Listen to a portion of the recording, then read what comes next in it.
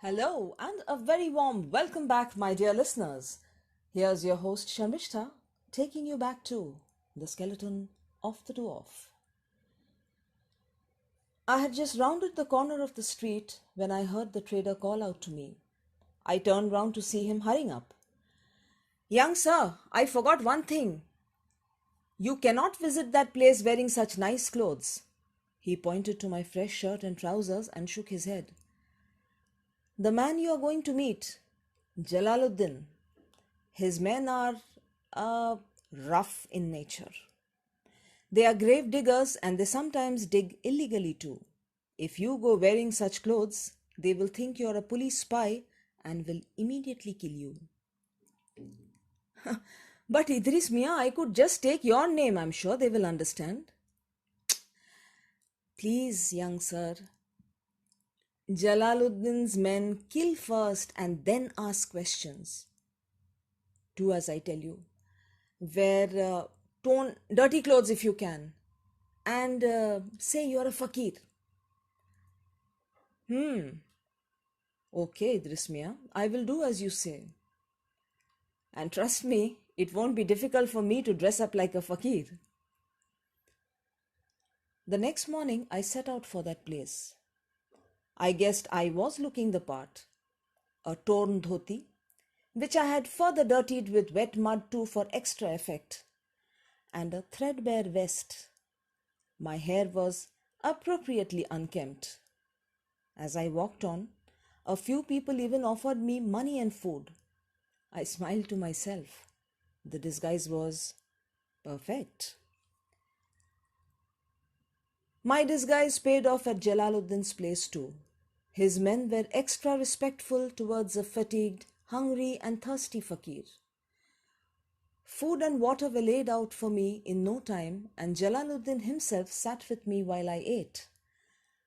I had no problems either broaching the subject of Daulat Khan. I posed as a fakir in search of knowledge about a Daulat Khan who used to be a terror, and I wanted to know more. Jalaluddin and his men seemed satisfied with my reason for asking. What I learned from Jalaluddin was something like this. Long, long ago, the king of Nepal had attacked and laid siege to the neighboring kingdom of Garhwal. The king of Garhwal was defeated in the battle that followed and was forced to flee. The army of Nepal looted and massacred it badly. The king of Garhwal never returned and went on to establish a new kingdom 32 miles away near the Alaknanda river, the kingdom of Tehri. But in Garhwal, close to Devprayag, there was an ancient temple where stood the idols of Ram and Sita. That temple had a lot of treasures in gold, diamonds, precious stones hidden inside it. A little away from the temple stood some mountain caves, and inside one such cave lived a short-statured man, Daulat Khan. A big head with thick curly hair, muscular build, eyes that glittered dangerously all the time, and what people dreaded the most were his fingernails. They were like talons, long, curved, and very sharp. They made him look like a beast more than a human. And Daulat Khan was a terror. He used to attack people for no reason and kill them, tear them apart with his talons. People had named him the Mountain Devil. His age, no one knew.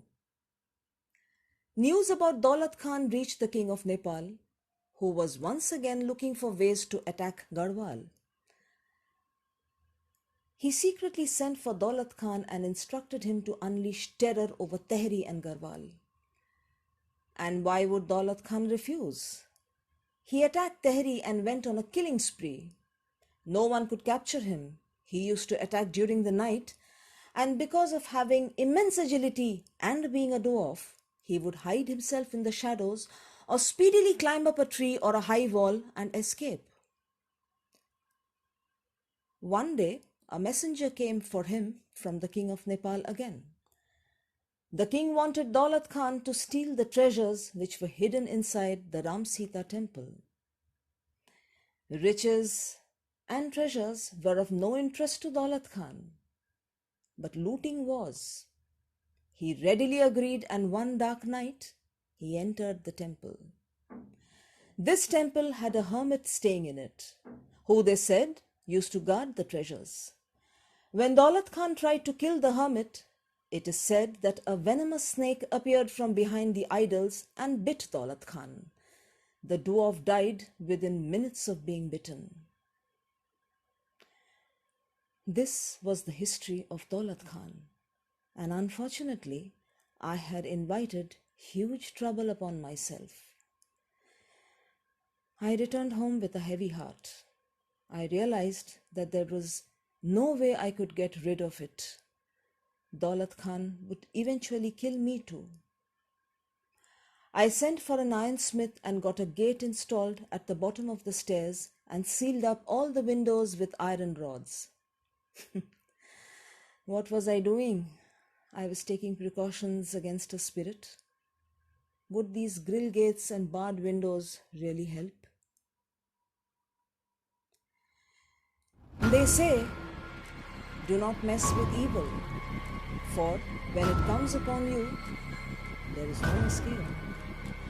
Our protagonist seems to have sealed his fate. What will happen to him now? He is up against a spirit that knows no mercy. Let's find out soon as I bring to you the final episode of The Skeleton of the Dwarf. Till then,